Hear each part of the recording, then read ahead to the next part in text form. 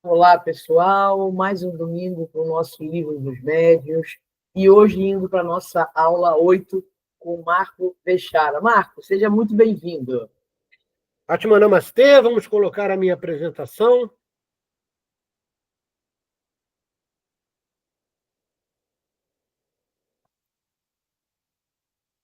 Está Ok? Todos vendo aparecendo, o meu Marco. material? Tranquilo. Ok.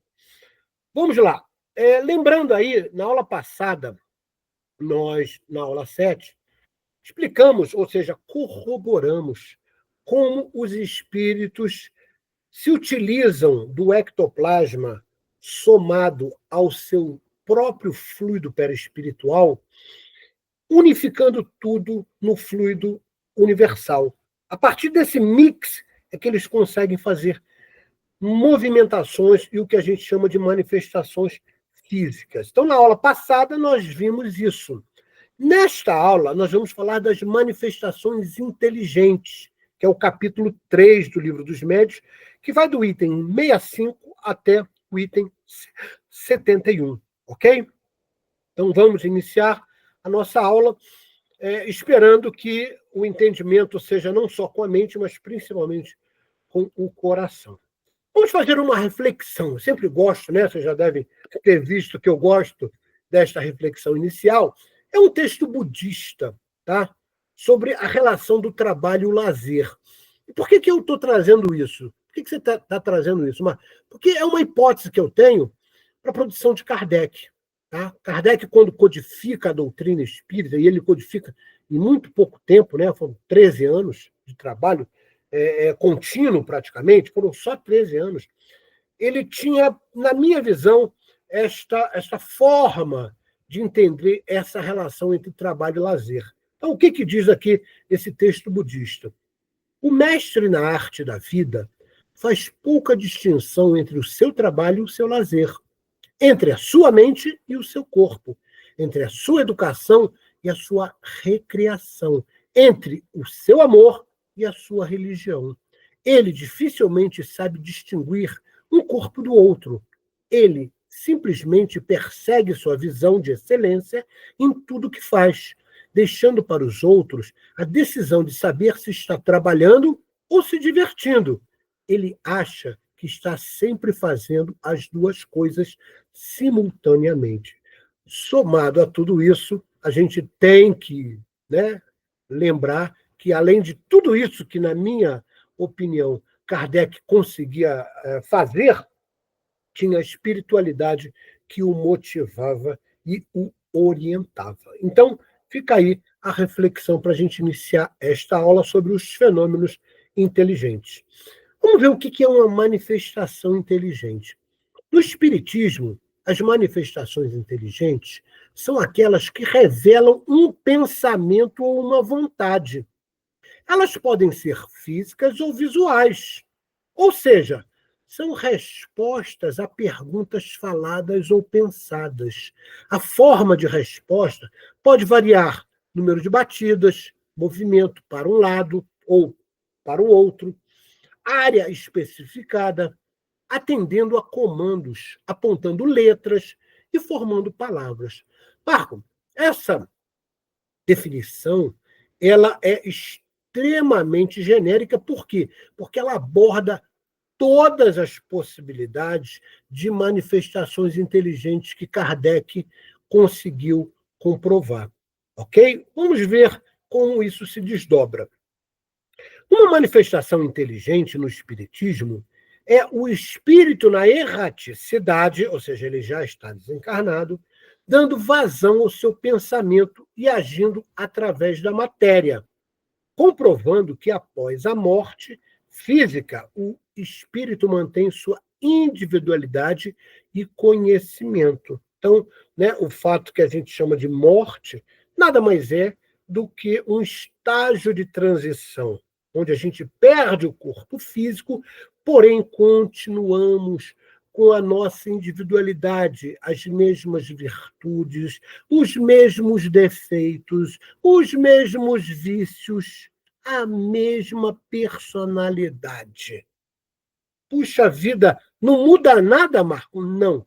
A única coisa que muda é um saber, né, ou se identificar que está em um novo plano. Mas a vida continua, porque o espírito é imortal. Ok? Então, que fique claro, por exemplo, quando a gente perde um ente querido, ele apenas deixou o seu corpo físico aqui, mas ele continua vivo, continua sendo o que sempre foi, continua com as afeições que tinha enquanto encarnado, amores e até mesmo ódios, né? Então, defeitos e vícios continuam fazendo parte dele. Ele não modificou. Para que haja um desenvolvimento desses defeitos e desses vícios, precisa estar aonde? No mesmo local onde eles foram gerados. Ou seja, se você manifestou essas coisas equivocadas passadas, você estava encarnado, você precisa estar novamente encarnado para o quê? Tirar essa densidade. Porém, no mundo espiritual, se consegue obter informações para você mesmo decidir criar novos conhecimentos e voltar ao plano físico, ou seja, reencarnado, fazendo o que deve ser feito. Porque a grande maioria das pessoas não se preocupa muito com a vida espiritual. As pessoas estão mais focadas em viver, em vivenciar a materialidade. Então, elas querem agregar bens, elas querem ter dinheiro, né, em sobra, elas querem estar com segurança. E a maior segurança não é nada disso. A maior segurança para um ser encarnado é ele buscar a sua evolução espiritual, e isso só ocorre através da reforma íntima, como a gente já viu em aulas passadas e em cursos passados. Vamos, então, para a questão 65 do Livro dos Médiuns. Todo efeito inteligente deve ter uma causa inteligente. Lembra na aula passada que eu falei que esta foi a hipótese que Kardec criou para fazer todo o estudo da codificação da doutrina espírita? Então, está escrito aí com muita propriedade no item 65. Todo efeito inteligente deve ter uma causa inteligente. Item 66. Para que a manifestação seja inteligente, não é necessário que seja eloquente, espirituosa ou sábia. Basta que prove um ato livre e voluntário, exprimindo uma intenção ou respondendo a um pensamento. Então, repara, a manifestação inteligente não precisa ser tão inteligente, né? Não precisa ser uma coisa, como Kardec disse, eloquente. Tá? Ele simplesmente tem que mostrar que houve o quê? Uma intenção em responder ou de passar um pensamento. Isso é uma manifestação inteligente. Vimos a mesa se mover, erguer-se, dar pancadas, sob a influência de um ou de vários médiuns. Aulas passadas, né? O primeiro efeito inteligente que foi notado foi o de ver esses movimentos obedecerem a um comando. Marco, como assim? Na época das mesas girantes, às vezes alguém perguntava assim, se você é homem, dá uma batida. Se você é mulher, quando estava encarnado, dá 2 batidas. Então, essa batida é um efeito inteligente, porque é uma resposta a uma pergunta, como bem disse aqui no item 66, ok? Então, que fique claro isso. Item 68. Por meio das pancadas dadas, e sobretudo pelas pancadas no interior da mesa, quando fala no interior, né, é porque não dá para dizer que é em cima, que a penetração, né, dos fluidos ela penetra a mesa como um todo. Por isso é que Kardec se refere no interior da mesa. Então, por meio das pancadas dadas, sobretudo pelas pancadas no interior da mesa, de que acabamos de falar, obtém-se efeitos ainda mais inteligentes, como a imitação de diversas batidas de tambor, rangido da serra, golpes de martelo, o ritmo de diferentes melodias. Marco, eles faziam musiquinha com batida? Olha lá. No início, as batidas começaram a dar resposta e soletrar mensagem. sim, não, tá? Então, a gente consegue ver que isso é uma manifestação inteligente, por quê? Porque tem por trás alguém que está fazendo isso que é inteligente. Daí o item 65, ok? Foi dito que, uma vez que havia ali uma inteligência oculta, deveria poder responder as perguntas, e ela respondeu, com efeito por sim ou não, por meio de um número de pancadas convencionadas, como eu falei para vocês. Se você é homem, uma pancada, se você é mulher, duas. Por terem sido essas respostas muito insignificantes, teve-se a ideia de fazer designar as letras do alfabeto e de compor, assim, as palavras e frases. Marco, como é que foi isso? Eles fizeram um disco, tá? Essa agulha era fixa e o que girava era o disco. Então, o que acontece? Então, ficava uma pessoa, né, com um papelzinho e uma caneta, ou um lápis, né, perdão, e quando se perguntava alguma coisa ao espírito, ele fazia esse disco girar e a pessoa ia botando letra a letra até formar uma frase. Puxa, Marco, mas isso era demorado, não é? Era. Então, esse primeiro disco foi a primeira ideia que se teve, né? Tinha as letras do alfabeto e números, para que houvesse o quê? Uma manifestação daquele ser inteligente que estava produzindo uma manifestação inteligente. Então, ali inicia-se o processo de conexão, de intercâmbio com a espiritualidade. Né? Então, repara, primeiro de uma forma grosseira, com batidas, depois através de um disco, depois eles colocaram o chamado sexto peão. O que era isso, Marco? Eles botavam um lápis dentro de uma cestinha, tá? E às vezes colocava dentro da cestinha, às vezes colocava uma rodinha embaixo com a madeira. Tinha várias formas de fazer isso, tá? E o que acontecia? O espírito manipulava pela sua mente aquele cestinho, né? Como a gente já viu, ele penetrava, né? O fluido e conseguia movimentar, e pela sua intenção, ele ia escrevendo coisas. Caramba! Mas era muito moroso também, não é? Não tenha dúvida. Até que eles chegaram à conclusão seguinte: olha, se o espírito pode movimentar uma cestinha ou uma madeirinha, né, com rodinha por baixo, acoplado a um lápis, como está aqui no desenho, será que ele não pode se manifestar diretamente utilizando a mão do médium? E eles viram que isso era possível. E a gente sabe que a psicografia, a gente vai ver já já, no próximo slide, ela tem tipos diferentes. Ela pode ser mecânica, né? Ela pode ser semiautomática, ou pode ser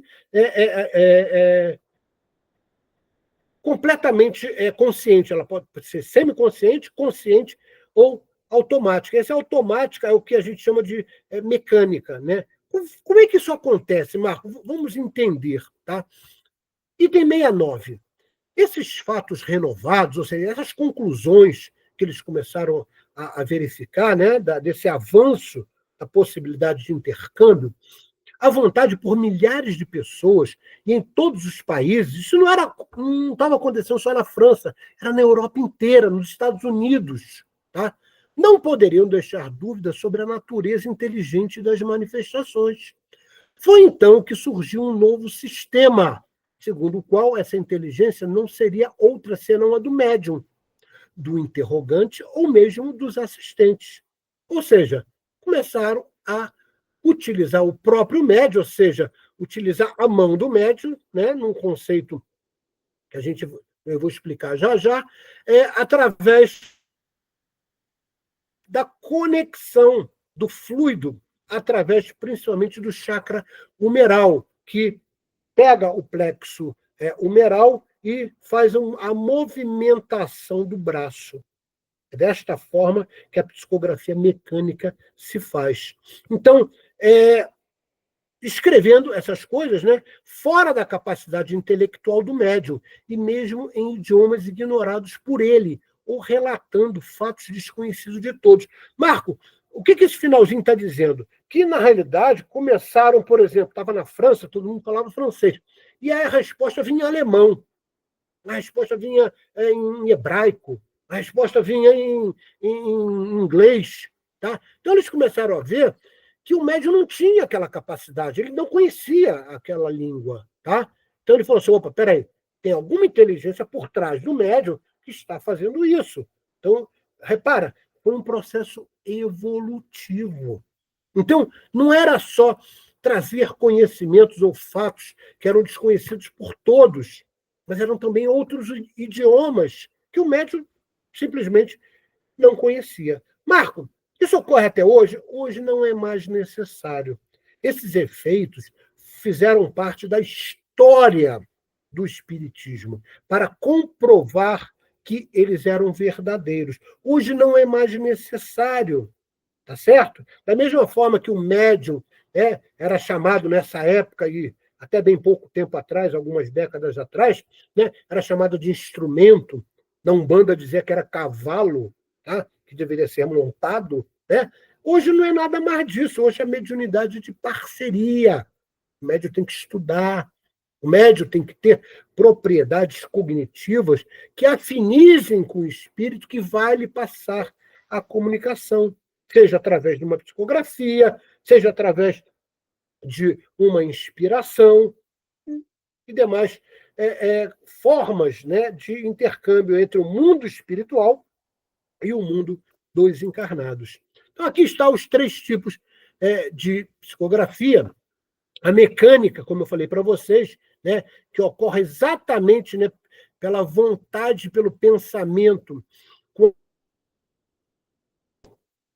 fluido do espírito ao chakra humeral, se apropria do plexo humeral no braço da pessoa que vai, do médium que vai psicografar, e ali ele consegue manipular a escrita de forma mecânica, ou seja, o espírito atua diretamente sobre a mão do médium. Esta é a chamada psicografia mecânica, ok? Tem a semimecânica. O médium sente que uma impulsão é dada à mão, ou seja, há conexão com o plexo braquial também, tá? Mas, ao mesmo tempo, tem uma consciência do que escreve à medida que as palavras se formam. Ou seja, há uma conexão fluídica entre o chakra ajna do espírito com o chakra ajna do médium. Porque é através do chakra ajna que se tem consciência de alguma coisa. O ajna é exatamente o chakra que nos dá consciência de todo o nosso corpo físico, e semimecânica acontece das 2 maneiras. E a intuitiva, que é o que hoje 99,9% das psicografias que a gente verifica, tá? O espírito não atua sobre a mão do médium para escrever. Ele atua sobre o campo áurico dele, sobre a alma dele, identificando-se com ela e imprimindo-lhe a sua vontade e as suas ideias. Marco, me dá um exemplo. Chico Xavier. Chico Xavier conseguia fazer isso aqui com uma capacidade absurda. Para dizer melhor, Chico conseguia fazer as 3 de forma tranquila. Chico Xavier foi um médium, que nós não conhecemos nada que chegue perto dele. Então, é o maior exemplo de mediunidade no conceito de se afinizar com bons espíritos que traziam boas informações para o desenvolvimento espiritual da humanidade. Então, esses tipos de psicografia que a gente conhece hoje, a gente vai verificar que a grande maioria dos centros espíritas não treinam os seus médios. Isso é um erro. Se você olhar, lá no finalzinho desse livro que a gente está estudando, o Livro dos Médios, ele fala sobre o que acontecia na sociedade parisiense. E na sociedade parisiense, eles treinavam coisas, treinavam os processos mediúnicos. Tá? Há bem pouco tempo, eu fui fazendo um trabalho de cura, e dentro dessa energia do trabalho de cura, um espírito, que na realidade foi um preto velho, que estava me ajudando no trabalho, ele deixou claro para mim o seguinte: o que mais precisa hoje nos centros espíritas e nos centros, por exemplo, de Umbanda, é o desenvolvimento mediúnico. É o médium entender que mediunidade, no século XXI, é de parceria. E essa parceria necessita que o médium adquira informações e faça plenamente a sua reforma íntima. É isso que causa o conceito de afinidade para a mediunidade no século XXI. Ok? Muita gente não entende isso e pensa que o médium nasce pronto. Não nasce, não. O próprio Chico Xavier falava isso, né? Uma vez o Chico, num comentário, ele falou assim: Emmanuel diz que eu já estou pronto. Como eu já estou pronto? Eu estudo o tempo todo sem parar, eu não estou pronto nada. Chico era muito humilde. Chico tinha capacidades mediúnicas completa, tudo que você pensar de mediunidade, Chico tinha, tá? E mesmo assim ele estudava, mesmo assim ele falava, né, com o Emmanuel, e às vezes até discutia com o Emmanuel, dizendo, olha, isso está acontecendo por quê? Por que está acontecendo? Ele questionava o Emmanuel, tá? Porque também era um espírito de muita luz, então podia fazer isso, tá?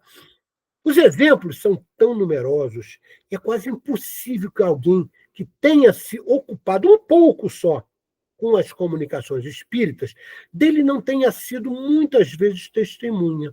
Citaremos apenas um que nos foi referido por uma testemunha ocular. Isso aqui é Kardec falando no item 69. Tá? Ele fala, né, deixa claro que todo mundo, né, que tem a curiosidade de conhecer mais sobre o espiritismo, acaba sendo testemunha de uma psicografia, né, de uma comunicação que ninguém sabia, né, daquele fato, né, de, por exemplo, materializações, outras coisas que eram comuns nessa época de Kardec. Então, ele dá um exemplo aqui muito interessante. Vamos ver. É um exemplo que aconteceu na Marinha Mercante da França. Tá? Então, ele diz lá, a bordo de um navio da Marinha Imperial Francesa, navegando pelos mares da China, toda a tripulação, desde os marinheiros ao Estado-Maior, ocupava-se em fazer as mesas falarem. Eles estavam lá, né? Estava na moda, na França, né? Então, os marinheiros não estavam em alto mar, não tinham nada para fazer, e botavam a mesa lá, vamos ver como é que esse negócio funciona. E aí alguém teve uma ideia de evocar o espírito de um tenente desse navio, que já havia desencarnado há 2 anos. Ele veio, ele apareceu, né? Ele deu comunicação. E depois de diversas comunicações, deixou todo mundo admirado pelo que disse, que foi seguido por meio de pancadas. Nesse caso, as pancadas identificavam as letras que eram expostas, como eu falei para vocês, e um marinheiro foi juntando essas letras para formar a frase da comunicação. Então, o que esse tenente desencarnado, ali nos altos mares da China, né, falou dentro deste navio? Ele disse lá, vos suplico insistentemente que paguem o capitão a quantia da soma de, aí diz o valor, né, que lhe devo e que lamento não ter podido lhe reembolsar antes da minha morte. Olha a dignidade desse espírito, né, que era um tenente, quando estava encarnado, de estar que ele não pagou, ele morreu antes. Tá? Então, ninguém sabia disso, nem o capitão se lembrava. Tá? Olha, ninguém conhecia o fato. O próprio capitão havia se esquecido desse crédito. De resto, bastante pequeno, tá? Que não era uma quantia lá grande, era uma quantia irrisória. Mas, procurando em suas contas, ali encontrou a menção da dívida do tenente, cuja quantia indicada era perfeitamente exata. O tenente disse exatamente quanto devia. Aí Kardec pergunta, né? Do pensamento de quem essa indicação poderia ser o reflexo? É óbvio que nós sabemos que era do próprio espírito desse tenente. Esse foi um exemplo que Kardec citou, que foi muito conhecido posteriormente na França, porque isso foi posteriormente divulgado nos jornais franceses, a partir do momento que isso foi divulgado na Revista Espírita, que Kardec já publicava quando publica, né, ou quando traz à tona as informações do Livro dos Espíritos. Né? A Revista Espírita existia e as mídias, né, viram que estava escrito lá e acharam interessante e começaram a publicar isso também nas mídias normais. Tá certo? Item 71. Aperfeiçoou-se a arte de se comunicar por pancadas alfabéticas, mas o meio era sempre muito demorado. Como eu falei, né, era aquele disco, letra por letra, pancada. Demorava muito, gente. Então, estes indicaram outros meios, e é a eles que se deve o das comunicações escritas, ou seja, da psicografia, como a gente demonstrou no slide 4 aqui desse material. Tentativas que conduziram ao progresso até chegar na psicografia. Vamos recapitular o que a gente já falou, tá? Todas utilizando um papel para escrita, traçando caracteres, depois palavras e frases. Então, Marco, então a coisa foi galgada lentamente. Primeiro, né, traçava alguns caracteres, algumas letras, depois juntava as letras com palavras até formar as frases. Então, a coisa foi evoluindo aos poucos. Então, vamos ver aqui quais foram essas tentativas numa cronologia. Lápis ao pé de uma pequena mesa, tá? Olha o ponto que eles chegaram. Eles, já que a mesa se movimentava, eles, no início, colocavam um lápis, né, fixo, amarrado na mesa, já que a mesa flutuava, né? Imagina para o espírito ter que movimentar a mesa para escrever alguma coisa. Era muito difícil, né? Depois passaram para cestinha, caixa de papelão, prancheta, com lapisinho, tá? Amarrado ali. Ou seja, saiu dos conceitos de resposta por pancada e começou a ter a escrita ali, né? Primeiro amarrando, né, o lápis à cestinha, usava caixa de papelão, prancheta, né, pedacinho de madeira e por aí foi. Posteriormente, o médium segurando um lápis, de início arrastando o lápis no papel. Não, eu não sei, eu já coordenei desenvolvimento mediúnico em muitos centros, tá? Não só centro espírita, mas centros de Umbanda. E quando você treina o médium em psicografia, no início, ele não consegue escrever nada. Ele começa a rabiscar as coisas. Por quê? Porque está havendo ainda uma afinização. Tá? O médium ainda não consegue interpretar bem o que o espírito lhe passa, principalmente se for uma psicografia intuitiva. Então, ele rabisca, às vezes, algumas coisas, porque, às vezes, semi-automático, ou seja, tem um nível de consciência um pouco relevante, porém, ainda está usando o chakra humeral. Então, a mediunidade, no conceito mecânico, ainda se faz. Então, o médium, às vezes, tirar o lápis do papel, ele rabisca, até que, com a afinidade, ele começa a desenhar as letras. E aí começa a fazer o que a gente chama hoje de psicografia. Em movimento involuntário, começa a escrever sob um impulso dado pelo espírito, e sem o concurso da vontade, nem do pensamento do médium, ou seja, o médium não está interferindo, ele simplesmente deu a passividade. Por isso, antigamente se chamava o médium de instrumento, porque ele não tinha ali, ele não exalava nenhuma vontade, ele deixava o espírito tomar conta. Tá? Hoje é diferente. Hoje, a gente sabe que com a mediunidade de parceria, como diria a nossa querida irmã Maria Modesto Cravo, que é a mediunidade do século XXI, mediunidade de parceria, o médium precisa de informação, precisa ter conhecimento, precisa ter a vontade de cooperar com o espírito para que a coisa seja facilitada. Então, veja você como a evolução foi ocorrendo. Então, a psicografia, né, que nós conhecemos hoje, a evolução das formas de intercâmbio foram em direção à escrita pelos espíritos, utilizando lápis e papel. Kardec classifica a psicografia indireta, quando o lápis é preso a objetos. Então, foi uma forma, né, de Kardec diferenciar os tipos de psicografia. Então, a indireta é quando se prendia o lápis e o lápis, né, preso a algum objeto, ele ali começava a ter traços e, posteriormente, dedilhar, né, letras e por aí vai. E a psicografia direta, onde o médium toma o lápis na mão e transmite, consciente ou não, o pensamento do espírito comunicante, que é o que a gente conhece hoje. Desde então, as comunicações do além-túmulo não tiveram mais limite, né? Isso também está descrito no item 71 pelo nosso querido Kardec. Aí o maior exemplo de médium que nós conhecemos, que é o nosso querido Chico Xavier. Nós encerramos, então, essa aula foi curta, porém, complementar a tudo aquilo que nós já viemos, né, estudando. Esperamos encontrar vocês no próximo domingo para a próxima aula, que vai nos dando informações para consolidar um conhecimento sólido do que é a mediunidade. Ok, meus irmãos? Atma Namastê, beijo no coração, que a paz do Senhor Jesus esteja não só em seus corações, suas mentes, mas principalmente também em seus lares.